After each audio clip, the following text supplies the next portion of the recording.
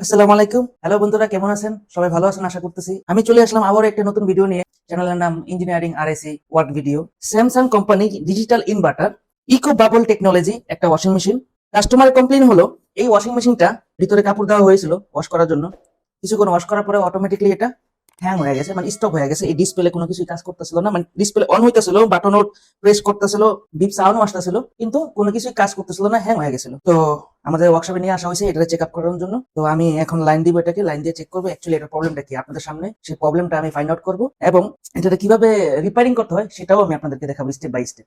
মেশিনে আমরা কারেন্ট দিয়ে দিলাম। এই যে আমাদের পানির জন্য যে পাইপটা, সেই পাইপটাও এখানে অ্যাটাচ করে দিব। মেশিনটা অন করবো। আপনারা দেখতে পাচ্ছেন এখানে অনেক ফাংশন উঠে আসছে। তো এখানে যে কটন ওয়াশ আছে, সুপার স্পিড আছে, বিভিন্ন ফাংশন আছে। আমরা দেখবো যে কম সময় যেটার মধ্যে আপনার ওয়াশটা হয় সেটাই সিলেক্ট করবো, যে এখানে ডেলিকেটস, এখানে কম সময়টার মধ্যে আমাদের ওয়াশের টাইমটা আসছে, এখানে আমরা এটা সিলেক্ট করব। এখানে আপনার ডোরটাও লক হয়ে গেছে, এখানে সিম্বল চলে আসছে অলরেডি। এখানে এই প্যানেলগুলো হচ্ছে আপনার অটোমেটিক, এগুলো টাচ সিস্টেম, এখানে টাচ করলে সমস্যা আছে। তো দেখা যাক যে অ্যাকচুয়ালি এটার প্রবলেমটা কি হইতেছে। এই যে এখানে আপনার এই স্টিকার মধ্যে লেখা আছে digital inverter technology 10 years warranty. এটার ভিতরে যে মোটর আছে সেটা হচ্ছে ডিসি মোটর, খুবই হাইটেক ফাংশন ইউজ করা হয়েছে। এখানে ভিতরে যে পার্টস গুলো আছে সেটাও মানে খুব রেয়ার, সহজে পাওয়া যায় না। কিন্তু এই ধরনের ওয়াশিং মেশিনের কাজ মানুষরা করতে আসলে অনেক সময় বুঝতে পারে না যে অ্যাকচুয়ালি এটার প্রবলেম কি হয়, অনেক সময় বোঝাও যায় না। এগুলা আস্তে আস্তে শিখতে হয় অভিজ্ঞতার মাধ্যমে। যত কাজ করবেন অত শিখতে পারবেন আপনারা। অলরেডি পানি আসা শুরু হয়ে গেছে। আমি যদি এই পাউডারের ট্রেটা বাই করি, ওয়াশিং পাউডারে, দেখেন এখানে পানি আসতেছে অলরেডি। অনেক বাজে অবস্থা, পরিষ্কার পরিচ্ছন্ন করা নাই, খালি ইউজ করছে কাস্টমারে। তো অ্যাকচুয়ালি একটা প্রবলেম কি হয়, আমাদের একটু ওয়েট করতে হবে, দেখতে হবে এখানে কোনো এরর চিহ্ন আসে কিনা। তার জন্য আমরা একটু ওয়েট করব, অপেক্ষা করব।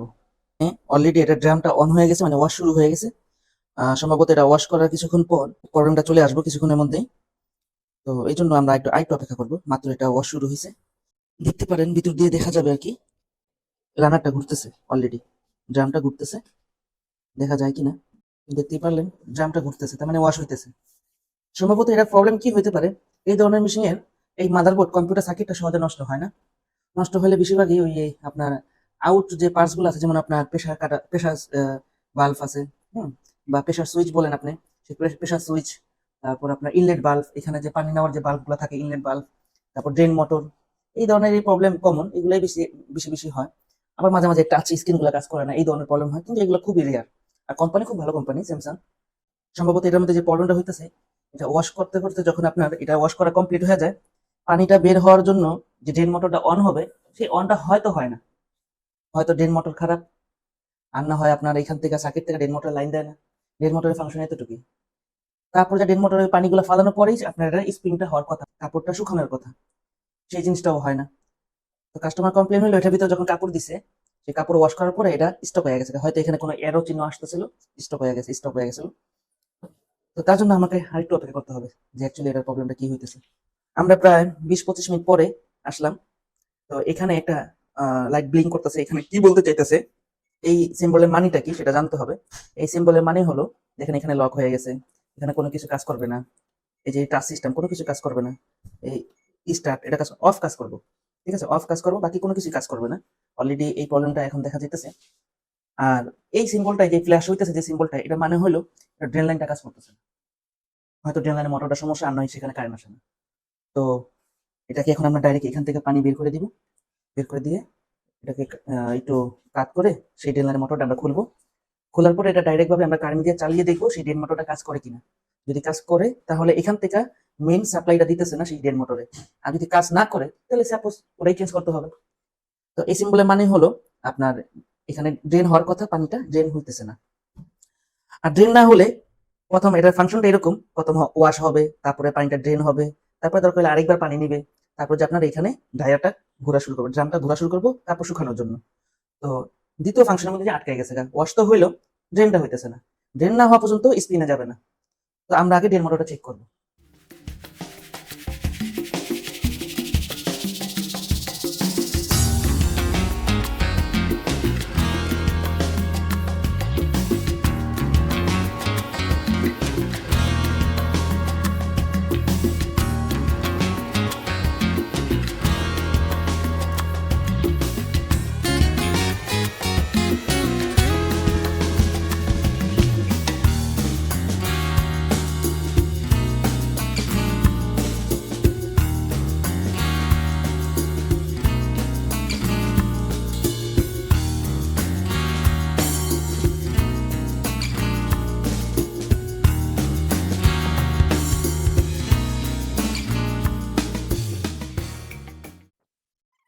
আমরা এখন এই ড্রেন মোটরটাকে ডাইরেক্ট লাইন দিয়ে চেক করব যে অ্যাকচুয়ালি এটা ভালো আছে কি না।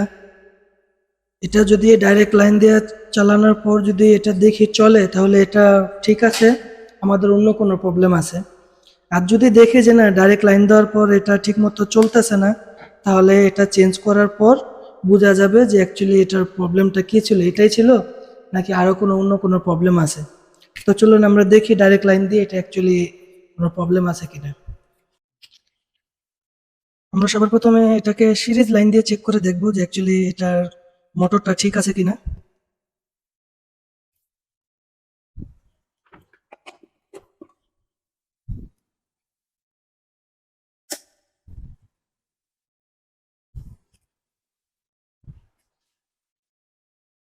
আমরা এটা সিরিজ লাইন দিয়ে চেক করতেছি, মোটরের কোনো ভাইব্রেশন নাই, কোনো কিছু নাই।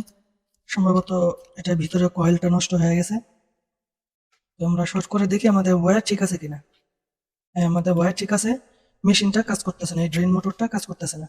তো আমরা এখন একটু ডাইরেক্ট লাইন দিয়ে দেখি যে এটা চলে কিনা।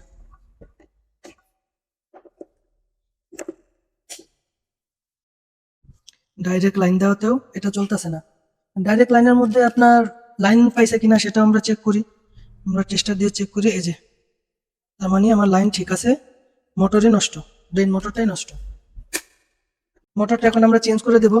চেঞ্জ করার পর যে এররটার জন্য আমরা এটা বের করে চেক করলাম, চেঞ্জ করার পর দেখবো সেই এররটা আবার আসে কিনা।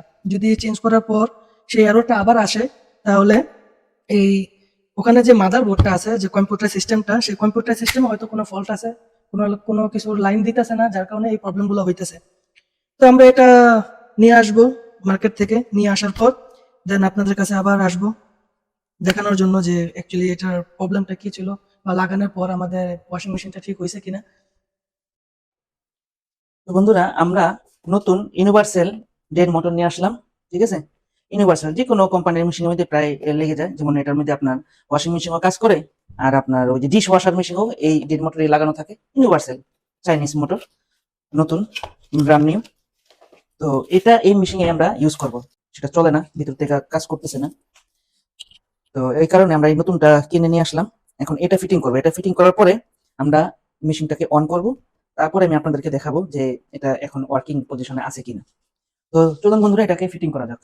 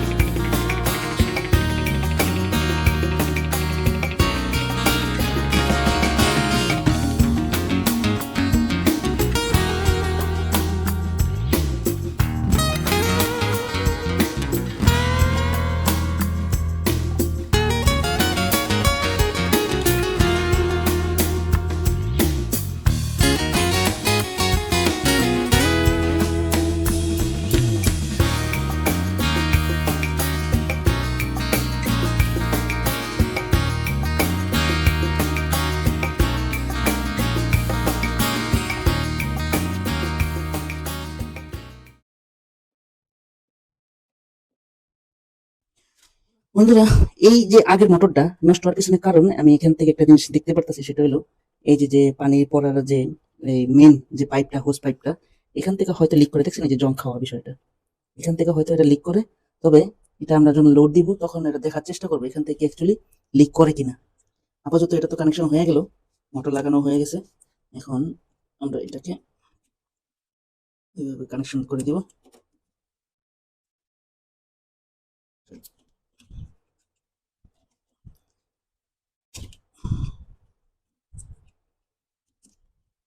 একটা বিষয় সেটা হলো, এখান থেকে যদি পানি পড়ে মোটরের ভিতরে অবশ্যই পানি যাবে, কাভার করতে পারি সেটা করার চেষ্টা করতে হবে, যে কি দিয়ে কাভার করা যায়। আমাদেরকে ওটা খুঁজে বের করতে হবে কি দিয়ে কাভার করলে এই মোটরটা সেফ থাকে। না হলে কদিন পর, 2-3 দিন পর এটা আবারও প্রবলেম দেখা দিবে, এটা আবার নষ্ট হয়ে যাবে। তো এটা কিভাবে কাভারিং করা যায় সেটা দেখি আমরা। বন্ধুরা, আমাদের কাছে র্যাপিং ফয়েল ছিল, ঠিক আছে, পলিথিনের মতন, সেটা দিয়ে আমরা এটাকে কাভারিং করে দিছি। যদিও পানি লিক করে, এটার কারণে, এই ফয়েলের কারণে সেই লিকেজটা মোটরে যাবে না। আর একটা বিষয় আছে, সেটা হলো গরম হলে মোটর যদি চলতে চলতে গরম হয়ে যায় তখনও নষ্ট হওয়ার একটা সম্ভাবনা থাকে।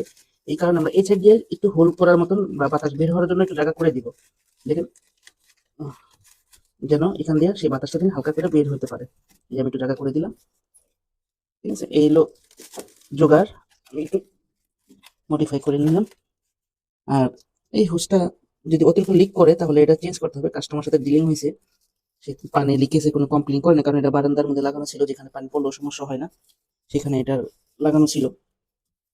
তো এই হলো ব্যাপার। তো চলুন, এটা কাজ প্রায় শেষ, আমরা এটাকে রানিং করে দেখবো, চেক করবো এখন।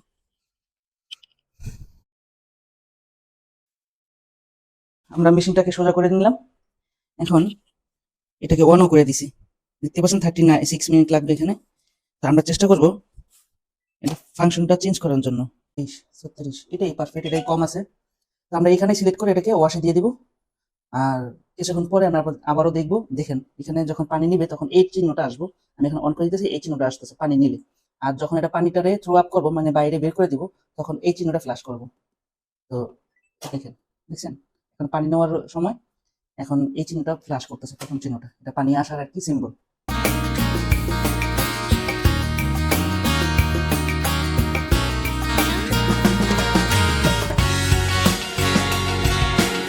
এখানে এইমাত্র ড্রেন মোটরটা অন হয়েছিল। কি কারণে অন হয়েছিল, এটার ভিতরে যদি কোনো পানি থাকতো, আগের পানি, সেই পানিটা থ্রো করার সিস্টেমটা এখানে সেটিং করা। তো সবার আগে ড্রেন মোটর চলে, ড্রেন মোটরটা পানিটা বাইরে বের করে দেয়, তারপর নতুন করে পানি নেয়, তারপর ওয়াশটা শুরু করে, মানে ময়লা পানি থাকলে সেটা বের করে দেওয়ার সিস্টেম এটার ভিতরে। তো যার কারণে আমি একটু আগে ফিল করতে পারছি ড্রেন মোটরটা রানিং হয়েছিল। এখন মনে করেন আপনারাই দেখেন ওয়াশটা, কি বলে, পানি নেওয়াটা শুরু হয়ে গেছে। যেমন আমি যদি দেখাই আপনাদেরকে, যে আবার পানি, একটু আগে পানি নিয়েছিল, এই দেখেন আবার পানি আসতেছে এখানে। ও দেখেন, এখান থেকে আপনার এই ওয়াশিং পাউডার নিতেছিল, এই ওয়াশিং পাউডার নেওয়ার জন্য এখানে পানি স্প্রে হতেছে।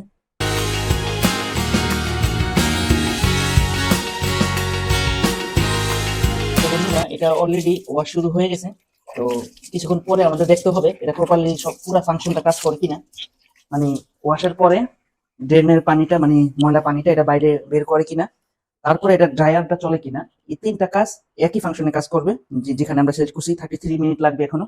তো আমরা ওয়েট করবো 33 মিনিট, মানে 33 মিনিটের মধ্যে এটা কি সেরকম ফাংশন গুলো কাজ করতেছে কিনা। যদি কাজ করে তাহলে এটা ওকে হয়ে গেছে।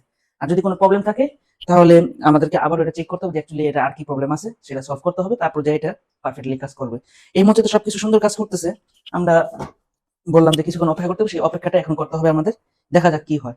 তো প্রিয় ভিউয়ার্স, আপনারা দেখতেই পারতেছেন অলরেডি এখানে 1 মিনিট আছে শেষের দিকে, প্রায় এটা ওয়াশ করা, স্প্রিনও কাজ করতেছে।